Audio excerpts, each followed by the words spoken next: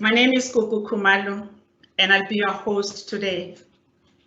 As the CEO of Mtlanalo, I feel extremely honored that all of you spent us 90 minutes from your demanding work schedules today to join us celebrate Mtlanalo's 4th anniversary.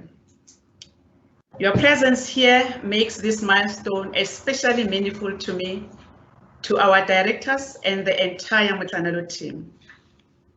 In association with Higher Digital Network and RMB Private Banking, it gives me immense pleasure to welcome you to this webcast on A Voice from the Boardroom on ethics, corporate governance, and people. We are extremely proud to present our esteemed panel of speakers who are well known and highly respected business and public sector leaders who have agreed to give so generously of their time to provide their insights and perspectives on these topics. I was born and raised in a village in Limpopo at Skukuni, in a village called Hamaloma. It was here that my parents taught me that education was the path to freedom, especially for women. I've always held on to this life truth. And at Mtlanalo, this is an integral part of who we are. We believe in building for the future. When Mtlanalo was founded 4 years ago, the focus was on creating an audit firm that contributes to the development of professionals and auditors of our land and beyond through teaching and by creating, nurturing, and empowering environment for future auditors and accountants, especially those who may not have the opportunity to serve articles in the Big Four audit environment. As Mtlanalo continues to grow steadily, our vision has not waned. In fact, we are more confident than ever that there is a room in the market for an emerging firm such as ours, and that our people have an important role to play in contributing to South Africa's economy. We want to share our future with smart, young, talented, and diverse people who embrace our 4 values of respect, understanding, trust, and accountability, which means Ruta, Insipedi is to teach. But why today? Today's event is an extension of our desire to learn and to teach. If you had told me 4 years ago that we'll be here with you, it would have been hard for me to visualize that we will have already produced our first qualified chartered accountant. And yet, in 2020, this became a reality. We are deeply committed to everyone who has played a role in helping us take the big and the bold steps, as well as the many small but important steps, towards our being a serious role player in our country's business landscape. This extends to our directors, Nita and Thomas, and Mtlanalo staff. The story and journey of Mtlanalo started in April 2017 in Polokwane through the acquisition of PricewaterhouseCoopers offices through their Enterprise Development Program. We remain grateful to PwC for giving us a jump start with world-class infrastructure. 4 years later, we are a level 1 BBBE firm, majority women and Black-owned audit practice, and we have offices in Limpopo, Mpumalanga, and Gauteng. And this year, in January, we went to Mother City in the Western Cape. At the back of our growth journey is our partnership with EY and being on the Auditor General South Africa contract work. They both have been key supporters in the Mtlanalo story. 7 December 2018, EY South Africa announced their partnership with us, aimed at enabling EY to leverage Mtlanalo's skills and knowledge and giving Mtlanalo's access to EY's global network of resources, integrated teams, and auditing expertise. This partnership was the opportunity we've been waiting for. With EY support, we are now accessing markets that on our own will be difficult to access, empowering our staff by growing their skill set and exposing them to different auditing and complex environments. Today, our staff are exposed to banking, insurance, telco, and logistics clients. This partnership affords our people access to unrivaled growth and learning opportunities, and we are grateful to EY. Thank you very much, Ajahn, for this ongoing commitment to our success. Nearly 50% of our revenue comes from the Auditor General South Africa. Beyond this, we are on the HESA Enterprise Development Program, which has been integral to our growth. I would like to acknowledge and appreciate the HESA STREP team under the leadership of Bongani Habile for the guidance, mentorship, and coaching they continue to provide to our young practice. Ladies and gentlemen, these partnerships and initiatives by both HESA, EY, and PwC to small firms such as Motlanalo is evidence that together we can transform the audit profession in our lifetimes. Of course, most of you in this webcast are our clients or part of our business network and ecosystem. Today is about recognizing, celebrating, and appreciating you, our clients, the staff of Motlanalo, and our directors. It is about celebrating our 4 offices, 4 years of being in business, and during the 4th month being the Freedom Month in South Africa, our country. I want to thank our clients for their unwavering support. I also want to thank our staff for choosing Motlanalo. Today's event has been made possible with the support from RMB Private Banking and Higher Digital Network. Motlanalo has been a member of Higher Network since our earliest days. And through this network, we have benefited from both wise counsel and capacity for our team from the specialists in the network. Thank you very much, Viv. At this point, I would like to welcome Kes Kuvadia, the CEO of Business Unity South Africa, who has graciously agreed to facilitate our webcast. Kes is one of South Africa's most well-known business leaders, and in his current role at BUSA, is at the epicenter of public policy and business. Kes, we are greatly honored to have you here today, and I hand the floor over to you. Enjoy the session, ladies and gentlemen, and once again, thank you for joining Motlanalo's anniversary. Thank you.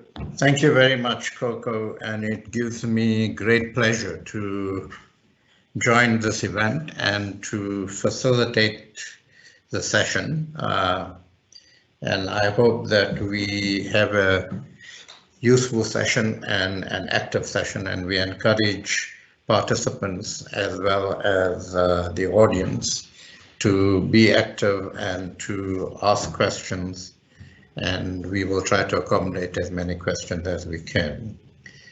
Our first session is to set the scene on ethics, sustainability, and governance, and the foundations of sustainability.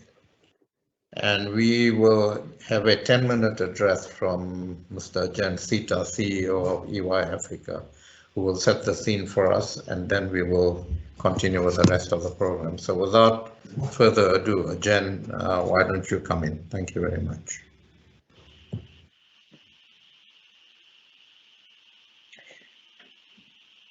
Good morning. Thank you, Kaz. It's really fantastic to get this opportunity to share this occasion with all of you. And my sincere congratulations to Coco and the entire Motlanalo team. EY is really proud of our history and our association with you. So I've been asked to talk about this topic of ethics, and I think it's safe to say that the COVID pandemic has brought, has shone a sharp light on this lack of ethics that we see globally. The world today is struggling with questions about an equitable model of global trade. We see inequity in vaccine distribution. We've got social equity challenges playing out right across the world. And fair to say, there's just a general lack of trust in both governments as well as large companies around the world. So the question is, what is this ethics challenge that the world is struggling with? For me, the heart of this is really about simply doing the right thing.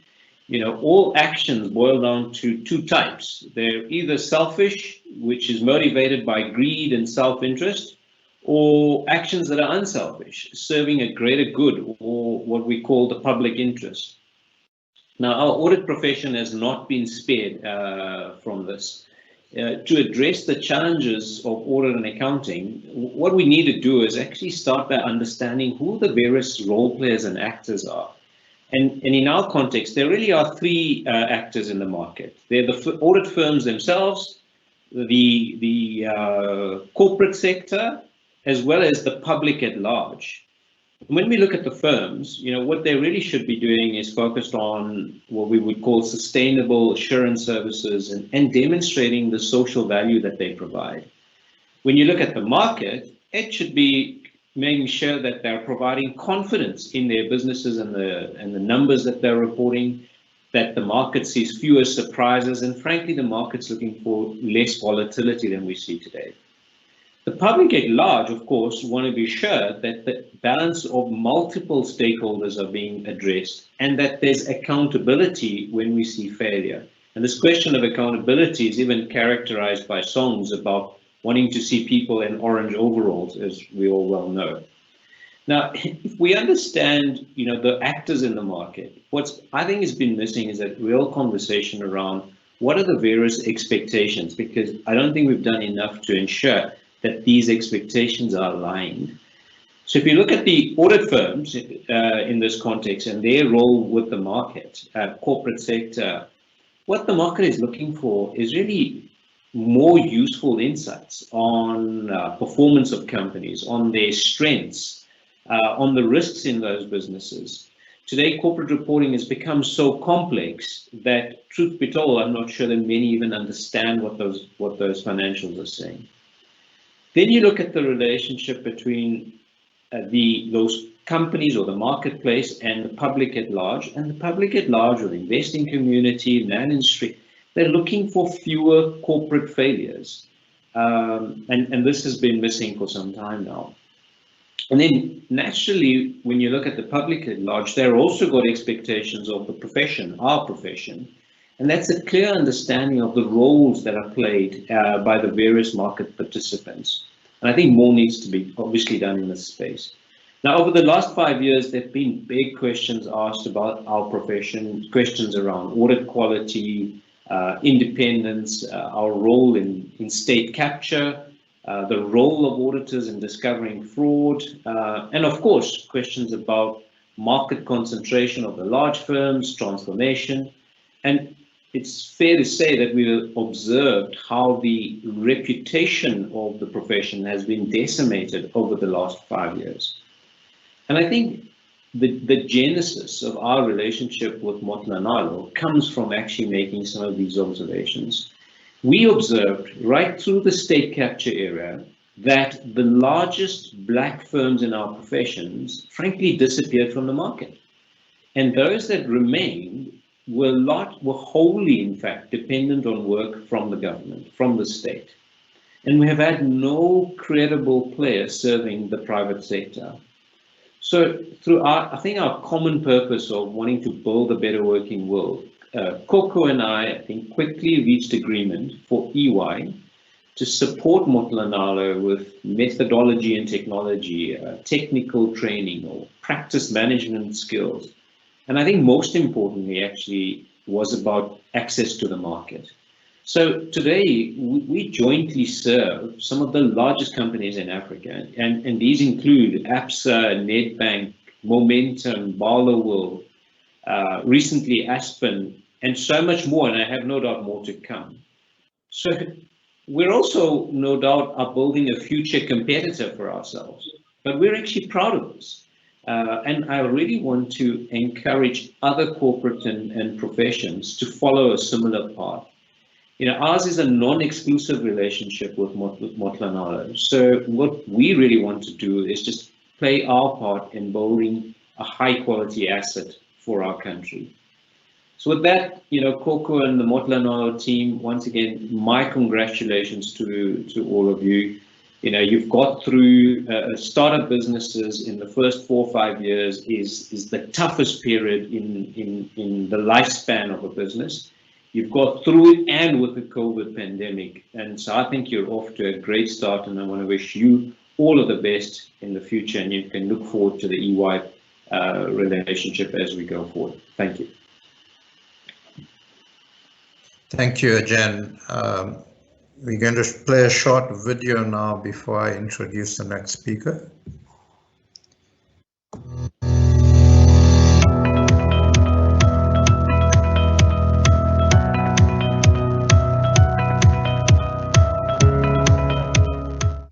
Hi, Koko and team. I'd like to take this opportunity to congratulate Mothanalo on your 4-year anniversary. It feels like yesterday when we entered into our strategic partnership with Mothanalo, and I can count many successes that we've seen in the last 2 years. We're really proud as EY to be part of your journey of growth, and we wish you all the best and wish that you grow from strength to strength. Congratulations.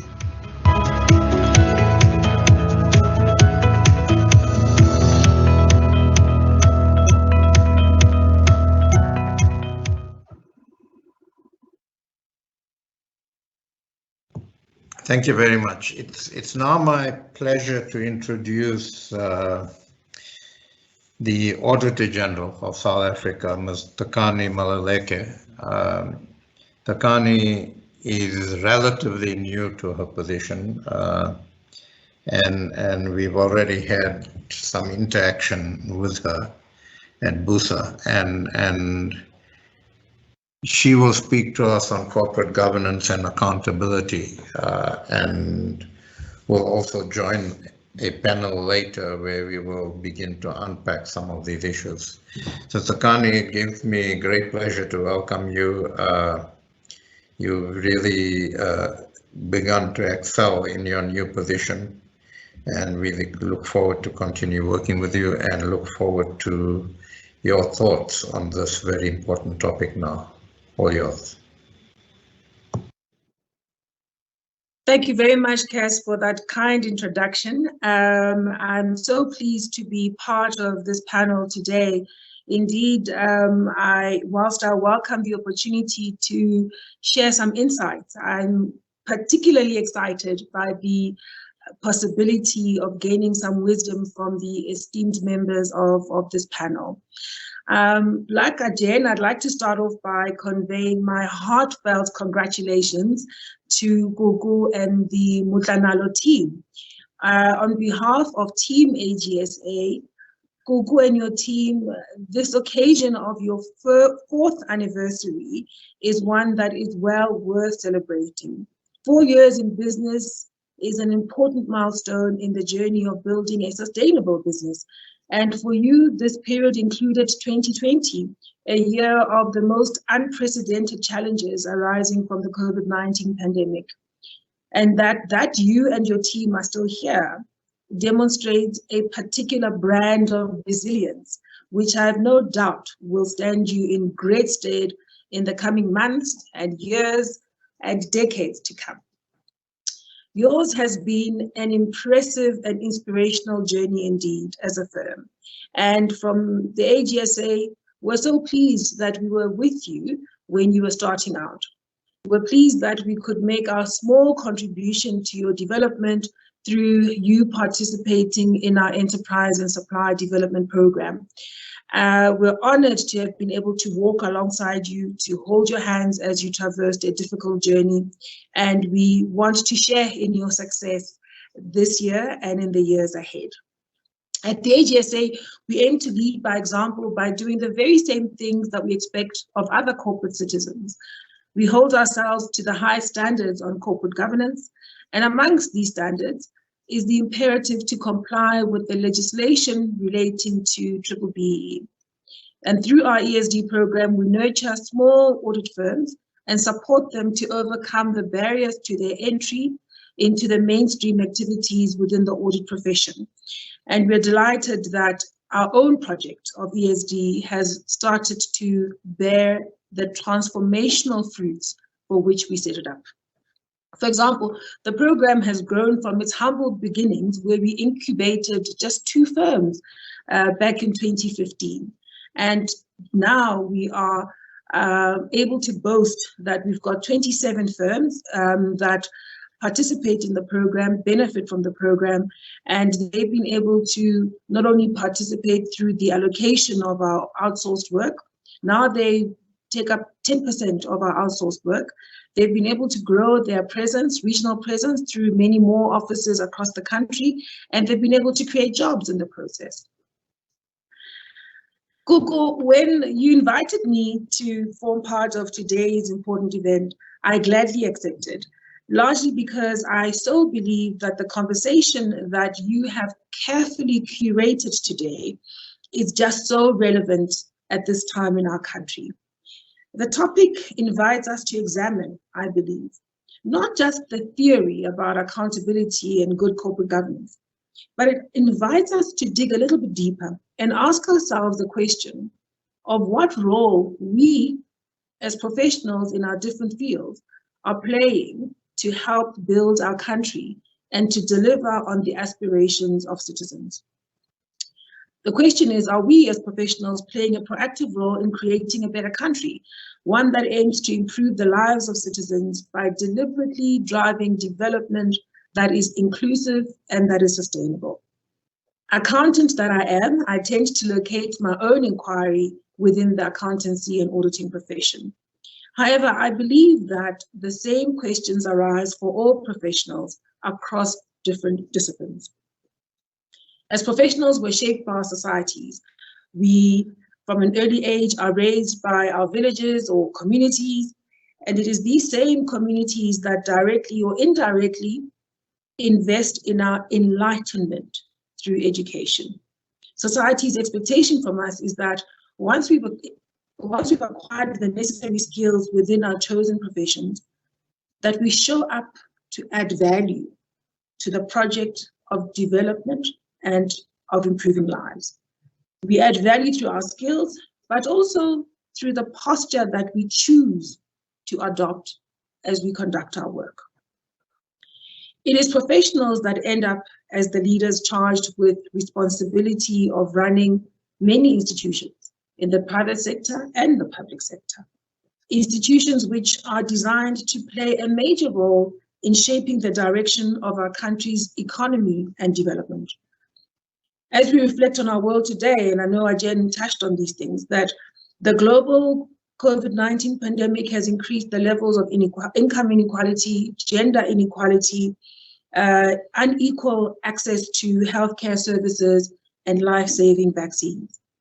In this context, a few critical questions confront us. Do we choose to adopt a posture of service and value add, or rather one of personal accumulation and extraction? Do we measure our personal success by how much value we've been able to extract for ourselves and our families? Or do we measure our success by the contribution that we make? Contributions to our professions, to other people, to institutions, and indeed to society. As professionals, have we embraced a commitment to technical excellence purely for its own sake? Or are we rather seized with finding ways to use our technical expertise to serve society and to make our own contribution to improving the lives of citizens? Do we stand up to advocate for the right things in our societies, thus driving ethical practices, service delivery, accountability, and ensuring that our voices improve the lot of the voiceless in practical ways? When we do stand up and advocate for these right things, do we also hold ourselves to the same standards? Do we walk the talk? A reading of our latest audit report on the provincial and national government audits for financial year ended 2020. That report provides some insight, which confirms that we have much work to do. We audited 1.7 trillion rand of the expenditure budget, covering national and provincial departments, public entities, and state-owned entities. And you would have seen, we reported very few clean audits, representing only 17% of the expenditure budget. Put it differently, 17% of your expenditure budget is being managed by entities that deliver credible financial, useful and reliable performance information, and demonstrate that they've got the type of disciplines internally to comply on a consistent basis with key laws and regulations. whilst we reported that 74% of institutions were able to at least submit financials that we could ultimately confirm as being credible, we did say that at the beginning of an audit, only 49% of auditees had credible financial statements, which tells you that there is still a number of weaknesses in the course of generating credible financial, managing financial resources in a consistent way.